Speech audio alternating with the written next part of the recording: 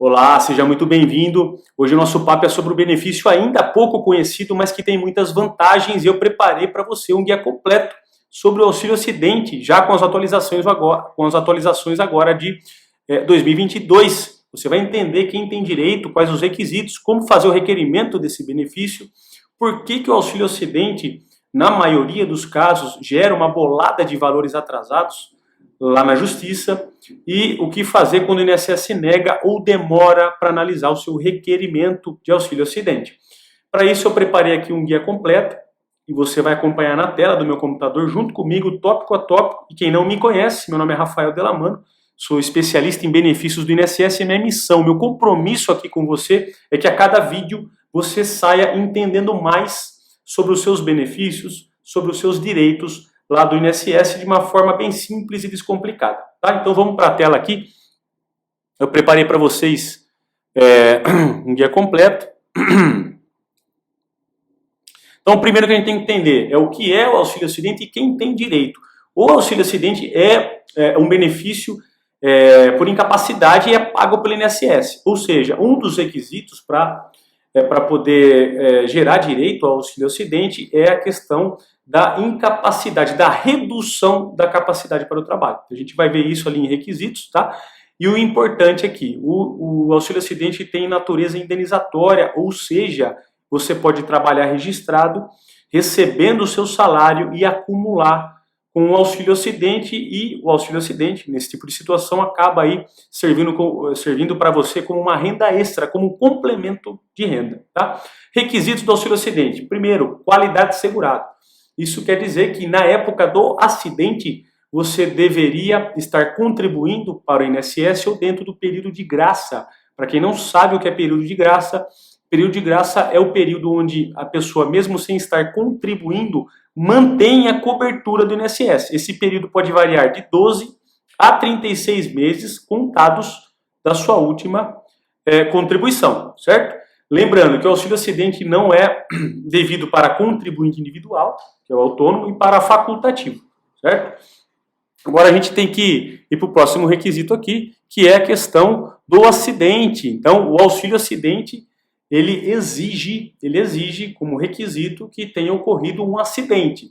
Só que ao contrário do que muitas pessoas acham, não necessariamente tem que ter havido um acidente do trabalho, tá? Então, acidente de qualquer natureza, inclusive acidente doméstico, tá? E o exemplo que eu sempre conto aqui é de um cliente que a gente teve, o Tonhão, vou chamá-lo de Tonhão aqui, e só para você entender a situação de forma bem resumida, e isso é um caso real, tá? O Tonhão é metalúrgico, uma sexta-feira à noite ele chega em casa, morrendo de fome, né?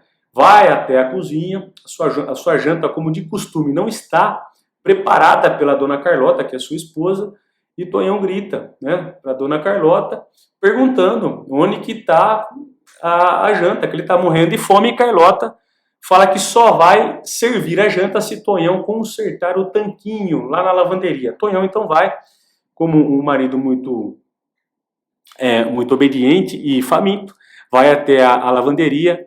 Enquanto está fazendo o conserto do tanquinho, o tanquinho cai em cima do dedo de Tonhão e ele precisa amputar a primeira falange do dedo indicador.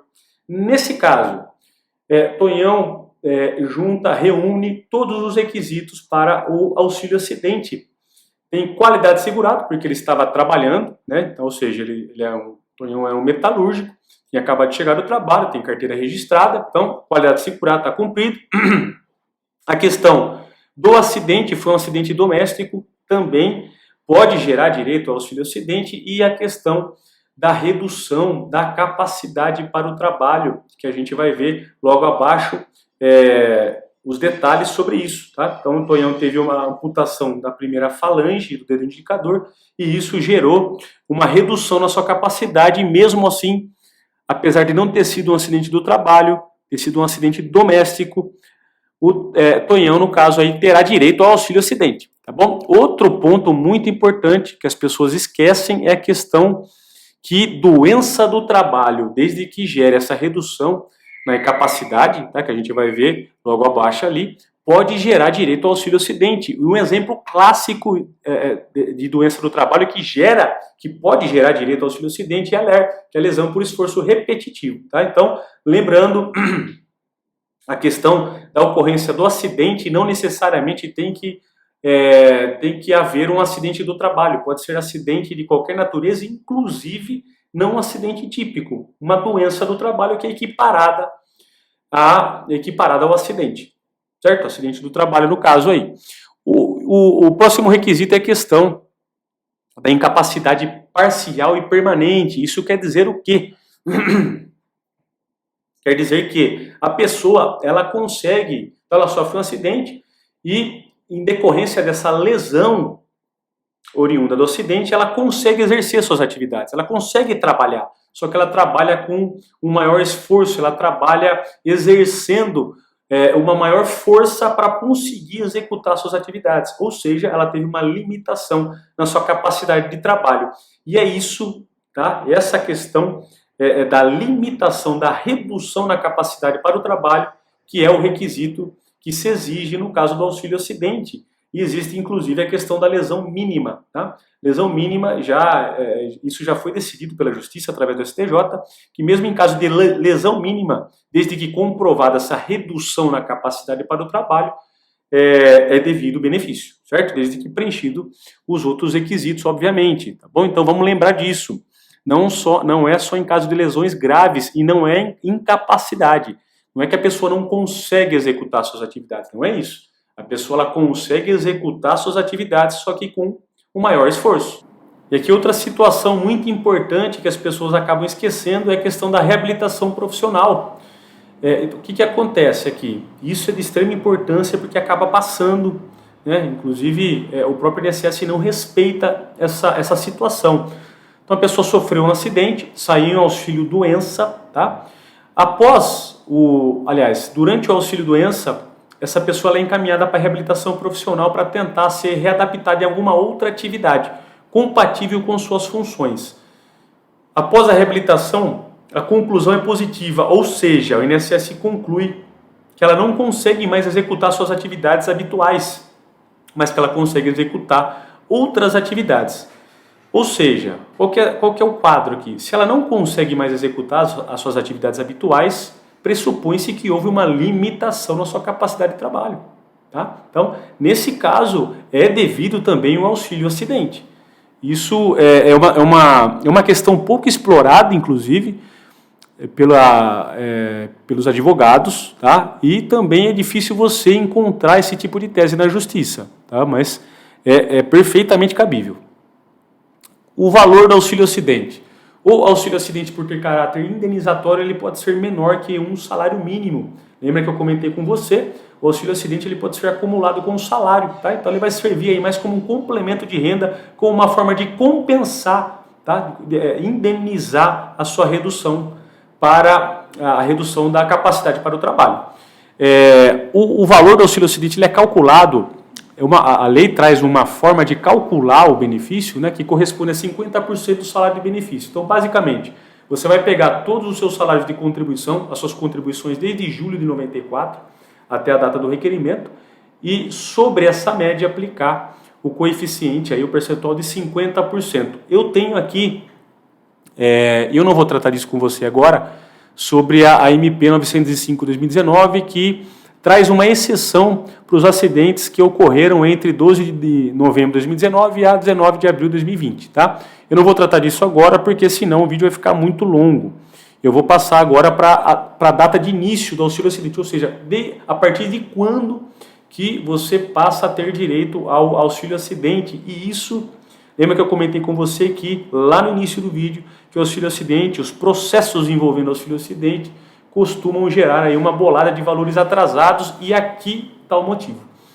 Porque a Justiça já decidiu que o termo inicial, ou seja, o auxílio acidente, começa a contar a partir da cessação do auxílio doença, no dia seguinte. Tá? Então, cessou o auxílio doença, cumpridos os requisitos, começa a correr o auxílio acidente. Só que qual é a grande questão? Vamos imaginar que o seu Antônio sofreu um acidente em 2017, cumpriu com todos os requisitos, recebeu o auxílio-doença e após a cessação do auxílio-doença, o INSS não verificou que ele teria direito ao auxílio-acidente quando o INSS tem a obrigação de conceder o menor benefício. Nessa situação, se o seu Antônio procurar um advogado especialista e entrar com o processo, seu Antônio vai conseguir buscar todos os atrasados desde 2017, quando o seu auxílio-doença foi cessado. Por isso que eu coloquei ali, imagina você descobrir que tem direito a receber um atrasado de R$150 mil. Tá? Isso é comum realmente em processos envolvendo auxílio-acidente, tá bom? Eu coloquei ali a decisão, o tema, né, da decisão do STJ, que é o dia seguinte da cessação do auxílio-doença. O que acontece também, se porventura, isso as pessoas confundem, tá? Então, ou seja, a concessão do auxílio-doença não é requisito para ter direito ao auxílio-acidente, certo? Então, na hipótese de reunir os requisitos, mas não houve a concessão do auxílio-doença, a pessoa vai ter direito ao auxílio-acidente desde a data do requerimento, certo? Como não houve auxílio, em regra, o auxílio-acidente começa a contar, só para a gente retomar, a partir da cessação do auxílio-doença. Não houve auxílio-doença, começa a contar a partir da data do requerimento. Perfeito? Documentos. Subi aqui que... Desceu ou subiu? Peraí.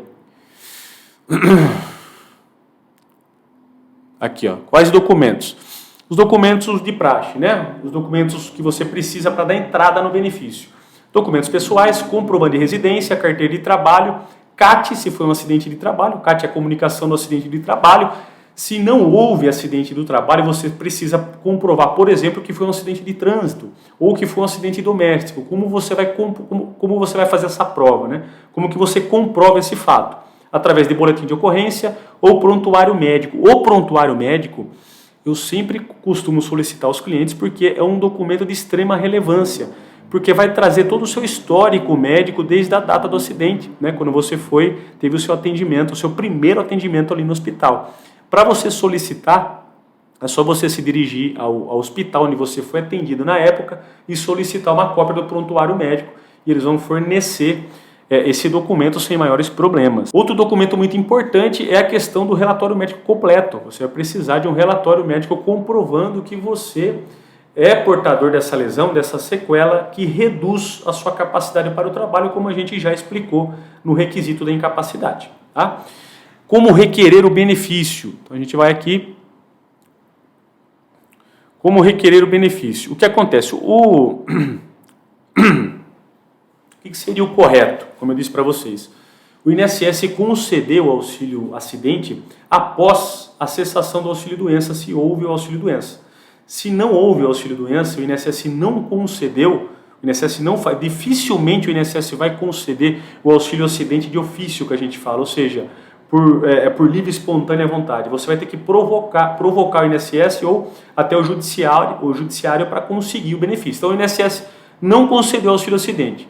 Até presente data, e já existem notícias de que essa opção será disponibilizada no meu INSS, no aplicativo, mas até a presente data não tem opção para você fazer o requerimento pelo aplicativo. Você vai ter que ligar no 135, abrir uma solicitação de auxílio-acidente, tá? E depois acompanhar o andamento pelo seu aplicativo do meu INSS. Então, se você entendeu, você liga no 135, abre a solicitação. Quando você abrir a solicitação pelo 135, você pode entrar no seu aplicativo que vai ter o protocolo do auxílio-acidente ali e você vai poder acompanhar o andamento. Um outro modo de você fazer o requerimento, aí seria já especificamente, necessariamente, né, com o acompanhamento do advogado, teria que fazer um requerimento administrativo e encaminhar para o INSS. Tá? Mas o mais comum é ligar no 135 e depois acompanhar pelo seu aplicativo do INSS. Depois que você faz o requerimento do auxílio-acidente, podem ocorrer 3 situações. O benefício ser concedido pelo INSS, o benefício ser negado pelo INSS e o INSS demorar na análise do requerimento. Se o benefício for concedido, maravilha, vai começar a receber o seu auxílio-acidente, aí não tem maiores problemas. Agora, se o INSS negar o benefício, eu sugiro que você procure um advogado especialista no assunto, porque vai precisar ajuizar uma ação judicial contra o INSS buscando esse benefício para você e cobrar todos os valores atrasados e aí dentro desse processo vai ser agendada uma perícia médica judicial, depois vai ter a sentença, e se reconhecido o direito, você recebe os atrasados da forma que eu te expliquei anteriormente, tá? Outra situação que vem ocorrendo com frequência é o INSS demorar em analisar o requerimento. Então, só para você entender, em junho de 2021 foi firmado um acordo entre o INSS e o Ministério Público, e esse acordo foi homologado pela Justiça, pelo STF, onde foi decidido que o INSS tem novos prazos para analisar cada requerimento de acordo com a espécie de benefício. No caso do auxílio acidente, o INSS tem um prazo de 60 dias. Então, você fez o requerimento, o INSS tem um prazo de 60 dias para analisar o seu requerimento. Acontece que, não raras vezes, o INSS demora 4, 5, 6 meses para dar uma resposta, o que é um absurdo, né? Porque está desrespeitando muito um prazo que já foi fixado e combinado com o INSS. Então, se acontecer do INSS extrapolar o prazo de 60 dias, eu sugiro que você também procure um advogado especialista. O advogado vai entrar na justiça com uma medida chamada de mandado de segurança. Mandado de segurança é uma medida judicial de urgência, onde o objetivo é buscar uma ordem judicial para obrigar o INSS a analisar o seu requerimento. E aqui eu coloquei que fique bem claro que o mandado de segurança não é para conceder o benefício. O mandado de segurança é para obrigar o INSS a analisar o seu requerimento. Se o INSS analisar através do mandado de segurança e negar, aí tem que entrar com uma ação própria para concessão do benefício, certo? E aí a gente vai aqui para a hipótese de cessação do benefício, é aí que entra a novidade 2022. Até medida provisória 1103 de 2022, que trouxe essa novidade, o auxílio acidente só era cessado, você só perdia o auxílio acidente com a aposentadoria ou com o falecimento, tá? Porque quando você aposenta, você não pode acumular auxílio acidente com a aposentadoria. Você deixa de receber auxílio acidente para receber a aposentadoria. Só que aí essa medida provisória, essa MP, trouxe essa autorização para o INSS convocar os beneficiários do auxílio acidente para perícia médica. E aí eu coloquei até aqui embaixo a minha opinião pessoal sobre isso. Eu acho que isso na prática não vai funcionar, até porque um dos requisitos do auxílio acidente é a questão da redução da capacidade para o trabalho através de uma sequela, de uma lesão parcial e permanente. Se é permanente, como que a pessoa ela vai retomar 100%, ou seja, voltar ao que era, né? A força de trabalho. Então a pessoa, por exemplo, perdeu a ponta do dedo, a falange do dedo indicador, né? E ela consegue executar suas atividades, como eu expliquei para você anteriormente, só que executa com maior dificuldade, isso não vai mudar, né? Então, eu acho que, no meu entendimento, dificilmente isso na prática vai funcionar. E aqui, por último, a gente vai explicar com quais benefícios o auxílio acidente pode ser acumulado. Então, o auxílio acidente pode ser acumulado com o auxílio doença que tenha outro fato gerador, ou seja, do mesmo acidente você não pode receber um auxílio doença e um auxílio acidente, só se for de outro fato gerador, ou seja, outro fato, outro acidente que gerou o auxílio doença para poder acumular. Pode acumular com pensão por morte, pode acumular com salário maternidade e auxílio reclusão. Não pode acumular com auxílio doença do mesmo fato gerador, como eu te expliquei, aposentadorias e outro auxílio acidente. Assim a gente encerra o nosso guia completo. Se você tiver dúvidas, por favor, deixe nos comentários ou pode me enviar no contato que eu vou deixar na descrição desse vídeo. E agora sim, no início do vídeo não pedi para você me seguir, não pedi para você curtir. Agora, como você assistiu ao conteúdo, se você gostou, achou útil, pode curtir, compartilha e aproveita e se inscreva no canal, que todas as semanas eu vou trazer aqui um novo tema tratando de um benefício, de um direito que você tem lá no INSS de forma simples e descomplicada. Um grande abraço.